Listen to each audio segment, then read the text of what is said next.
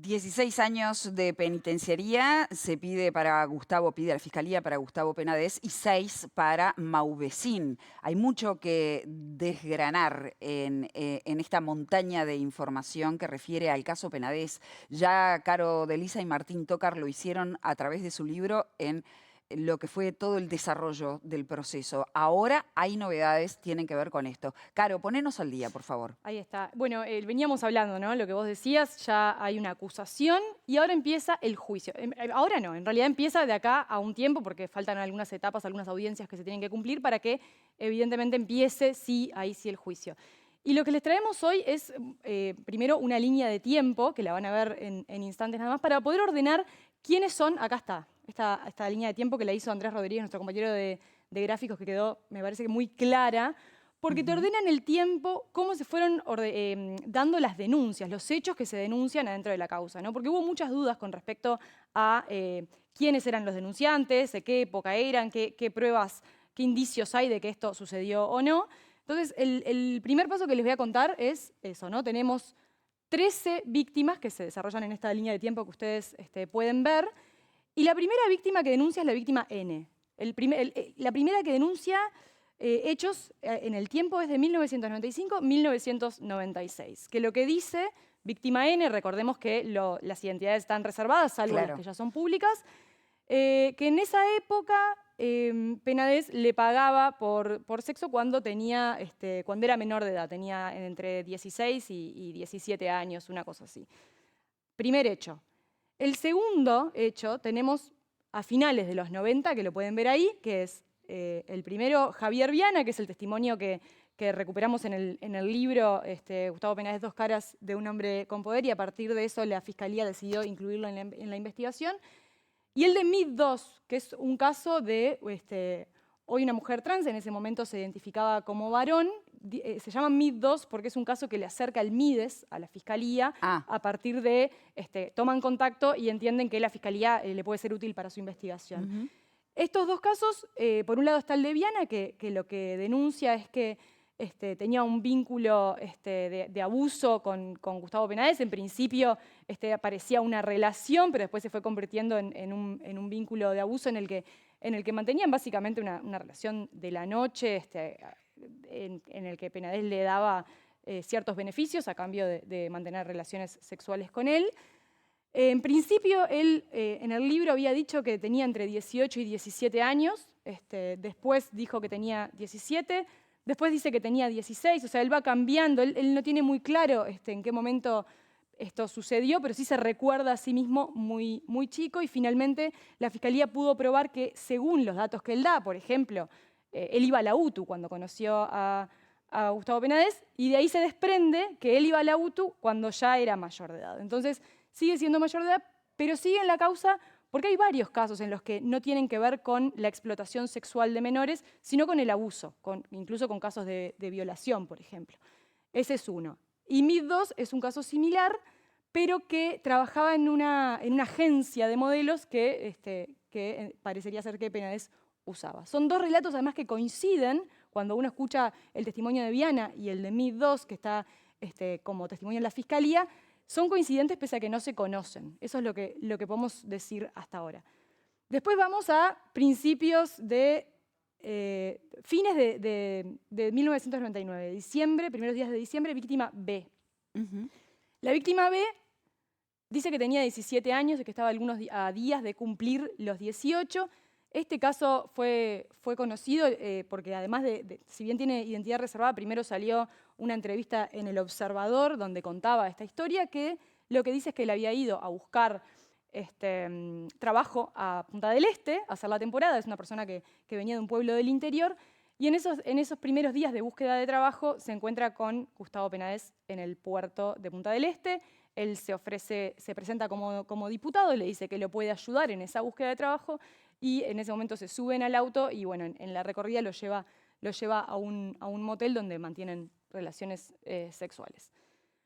Seguimos. La víctima O, 2001-2002. Lo que denuncia la víctima O es que era también liceal, estaba haciendo dedo cuando venía de un toque en Minas, en La Valleja. y el que lo levanta en el auto es Gustavo Penades, en el que le ofrece o lo intima, digamos, a mantener relaciones sexuales a cambio de dinero. La persona se baja del auto, o sea, y no sucede nada. En ese caso, lo que se le imputó es atentado violento al pudor, si mal no recuerdo. No es un caso de violación o como podría ser en otros. Bueno, y acá aparece Romina Papazo, que es la historia que ya conocemos, que es la primera que se hace pública, la que ella denuncia públicamente, y que a partir de esto empieza la investigación fiscal de oficio. El caso de Papazo ya es conocido, ella lo que denuncia es que, la levantó un Parque Valle, ella se identificaba como varón en ese momento, y ahí empiezan a tuvieron, según su denuncia, 2 encuentros sexuales, que en el primero le paga, en el segundo no, según lo que ella misma declara. Enero de 2014, el policía de Maldonado. Ustedes recuerdan este caso quizá. Es un caso en el que en su momento fue público porque la prensa anunció, informó que había habido un senador que aparentemente había acosado a un funcionario policial, y este funcionario policial le hizo la denuncia y después la retiró. Ese caso en su momento no se investigó a nivel fiscal, no había ni siquiera, era 2014, hace 10 años cambió muchísimo lo que nosotros entendemos como un delito, como un acoso, etc. Y en ese momento ni siquiera se mencionó a Gustavo Penades, o sea, se había dicho de un senador. Pero bueno, finalmente la Fiscalía, a partir de ese indicio que había quedado, lo va a buscar y declara y decide imputarlo en este caso por violencia privada, ¿no? No es un delito sexual, digamos, pero es víctima en ese sentido. Y después empezamos a tener las víctimas jóvenes, ¿no? Veníamos en los 90, principios del 2000, y estas son las jóvenes. Es decir, algunos de estos casos todavía eran menores al momento de declarar. Y acá es donde se empieza a enredar la cosa. Jonathan Mastropierro, que llega a partir de la denuncia de Romina Papazo, no sé si ahí lo pueden ver. En este caso además es emblemático porque hay una foto en la que hay un encuentro, que hacen un trío, la foto circuló, también se ve Penades reconoce ese encuentro, pero dice, ahí ya éramos todos mayores, lo cual eso es cierto, eran todos mayores. Lo que denuncia Mastropierro es que había tenido encuentros previos, ¿no? La víctima C dice que se contacta con Penades a través de una cuenta de encuentros sexuales que se llama Grindr, y a partir de ahí van en auto y bueno, ellos mantienen un vínculo sexual en el cual él se siente obligado porque no quería o se arrepintió en su momento, y bueno, y pasa eso. La víctima J, que la víctima J hoy no está en la carpeta, es una de las que queda fuera. A ver, ¿por qué? Porque no alcanzaron las pericias que se hicieron en Fiscalía para poder avanzar y que la Fiscalía tuviera una acusación que pueda sostener en un juicio. O sea, ustedes recuerden que en un juicio se necesita un nivel elevado de prueba. Lo decía la Fiscalía, es el proceso más garantista que hay para el imputado porque el estándar probatorio es alto. Entonces, ¿qué pasó con la víctima J? La víctima J lo que decía es que salía del boliche Blest, que es un boliche en el que trabajaba Mastropierro, y que Penades lo levantó en la calle y lo llevó a un hotel prácticamente a la fuerza o sin que él diera su consentimiento. No hizo las pericias que tenía que hacer, no siguió con el proceso de investigación y la Fiscalía decidió dejarlo afuera. Los últimos 4 casos, estos de acá, 2021-2022, son los más polémicos, por decirlo de alguna manera, porque son conocidos entre sí. D, E, G y H son 4 amigos que son los que vinculan a Mauvesin, al profesor Sebastián Mauvesin. Y ahí lo que dicen es que conocieron a Mauvesin. D, junto con otro de ellos, conoció a Mauvesin en la calle y Mauvesin les ofreció participar de un torneo de fútbol, quedaron en contacto y ya en el intercambio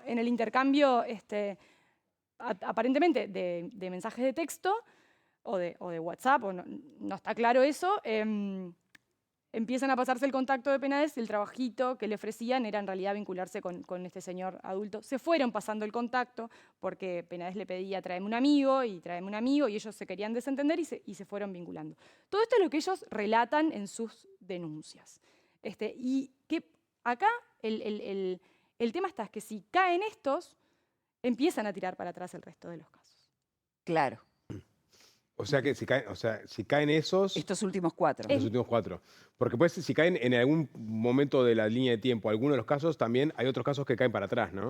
Claro, ahí tenemos el tema de que son básicamente dos bloques, ¿no? Por un lado tenemos las denuncias de los 90, que a nivel testimonial y de relatos son verosímiles, son congruentes, o sea, uno puede decir, bueno, esto es muy posible que haya sucedido, pero empiezan a caer la prescripción, o sea, es decir, lo que sostiene la Fiscalía es, vos cometés un delito, si en el tiempo en que ese delito todavía no prescribió, cometés un nuevo delito, la prescripción se suspende. Entonces, como se suspende, se van encadenando, Claro. ¿no? Entonces, la estrategia de la Fiscalía, es mantener esa línea de tiempo sin baches para poder acusarlo finalmente por todos. Ahora, en la medida en que se empiezan a generar baches, lo que sucede es que algunas pueden ir cayendo para atrás. Claro, ¿no? empieza a jugar la prescripción. O sea, si cae el del 99 y el 2006, capaz que te caen los que están en el medio y hacia atrás. Habría que Y ver solamente ahí tienes que quedarte con los de adelante.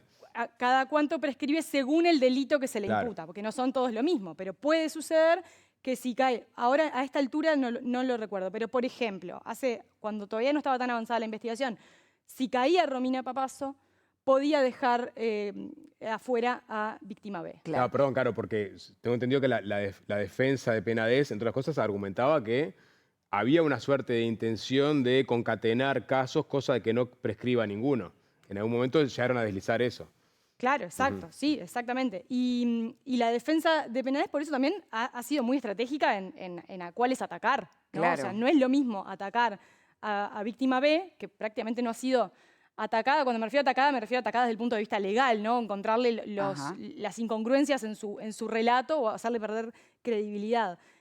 Víctima B no afectaba tanto en un momento. Pero bueno, ahora empiezan a aparecer más. Y ahora eso lo vamos a ver en el juicio. Claro, entonces la credibilidad, afectar la credibilidad es la estrategia, digamos, de la defensa. Por ejemplo, en los casos de las víctimas conocidas, como Romina Papazo. Exacto. ¿Qué es lo que ha dicho la defensa hasta ahora? ver. Y Penades mismo. Esto está todo armado.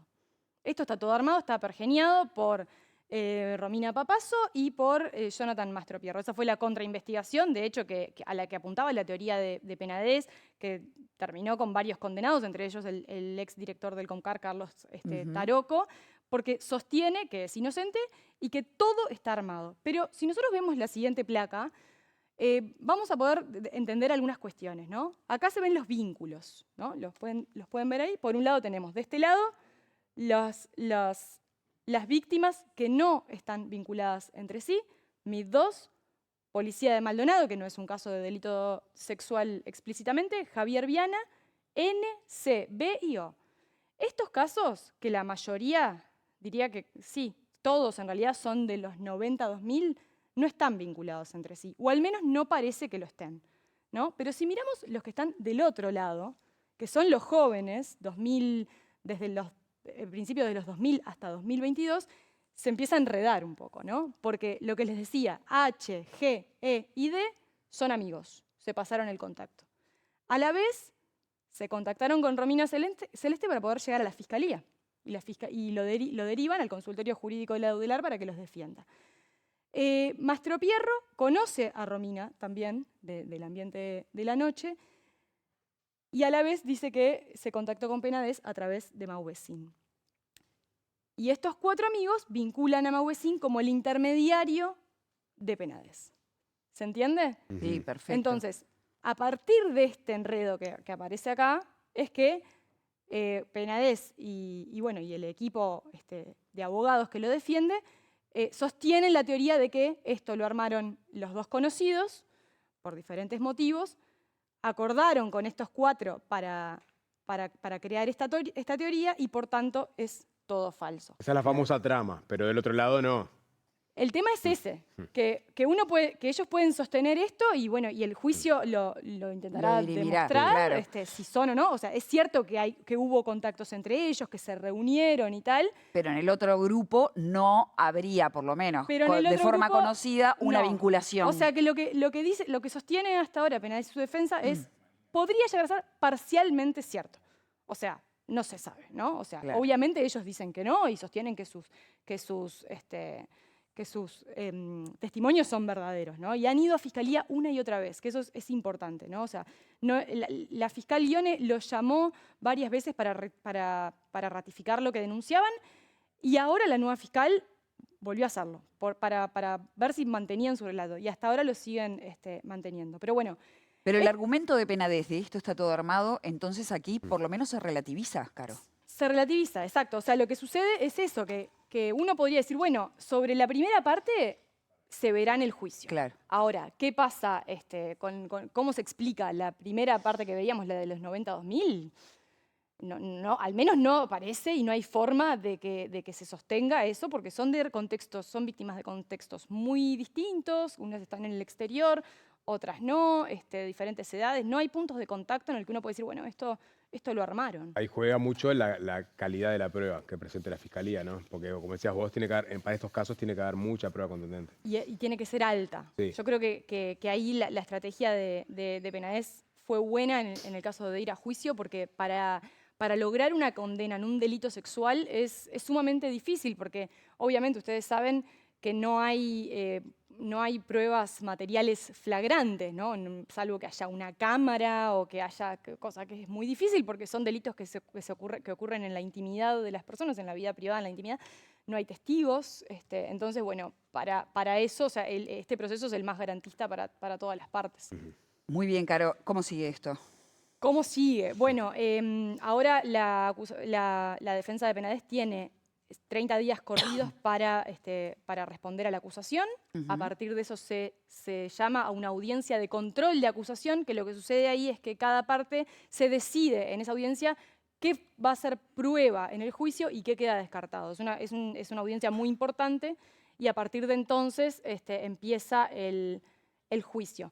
Entonces, o sea, todo esto puede pasar antes de fin de año o puede pasar después de la feria judicial, o sea, que se retome en febrero. O sea, Claro, estamos hablando del juicio oral, además, ¿no? Vamos a estar hablando un largo tiempo sobre el juicio a Penades. Es posible que dure un año, puede durar más, puede durar un poquito menos. Tenemos el antecedente, además, de la Operación Océano, que van 5 años desde que empezó el proceso y recién ahora está haciendo el juicio, ¿no? O sea, la defensa estaba pidiendo que se le levantara la prisión y que pudiera hacerlo en prisión, esperar en prisión domiciliaria, y ahora decidió que no.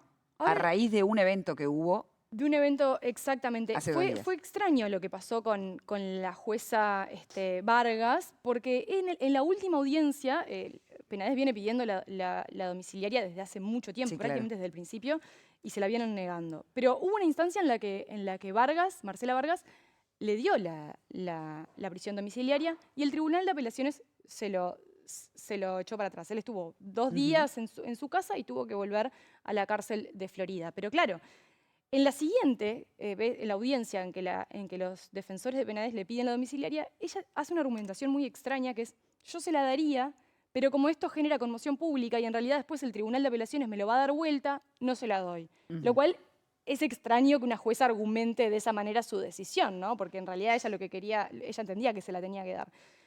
Entonces, con ese antecedente uno podía decir, bueno, Vargas ahora en la audiencia que hubo ayer jueves, si ella considera que ya no es un riesgo que Penades esté preso, seguramente le dé la domiciliaria. Pero pasó algo. Pero pasó algo. Lo que argumenta es que el testigo protegido, Federico Rodríguez, que es uno de los policías que contribuía con Taroco para armar justamente el flujograma, para demostrar, diagrama de vínculos, le dice en realidad a Taroco, para demostrar cierta relación entre las víctimas, que además las víctimas que ellos investigaban en realidad eran amigos de Mastro Pierro, pero no son víctimas denunciantes en la causa, o sea, al final estaban yendo por otro lado aparentemente.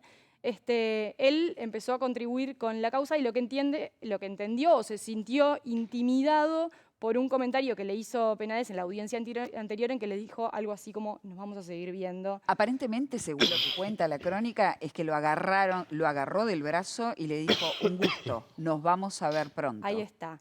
Lo interpretó como una intimidación. Es cierto que Penades es una persona intimidante, o sea, tiene una personalidad en el que el resto se siente intimidante. Yo no escuché eso, entonces no puedo interpretar tampoco si fue que Rodríguez se sintió intimidado o que realmente Penades lo quiso intimidar. Porque él tiene esa personalidad de ser como fuerte en su trato en general, más allá de que haya sido... Con esto no estoy defendiendo a Penades, pero sí puede haber ahí un error, una cuestión de interpretación de cómo se sintió Federico Rodríguez. Bueno, es válido.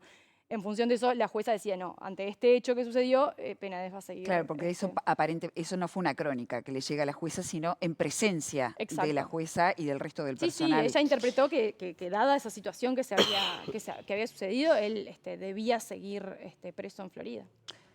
Muchísimas gracias, Caro. Gracias por ponernos al tanto de esto. Les cuento, hoy a las 7 de la tarde en la Feria del Libro, Caro presenta entonces Penades, las dos caras de un hombre con poder. Ya con esta actualización nos da el marco de cómo viene la cosa. Los esperamos ahí. Nos vamos a una breve pausa y después vamos a hablar de criminalidad, cómo se construye el concepto en base también a datos y evidencia y cuáles serían las políticas públicas que se podrían aplicar para tratar de resolver en parte, aunque sea esto.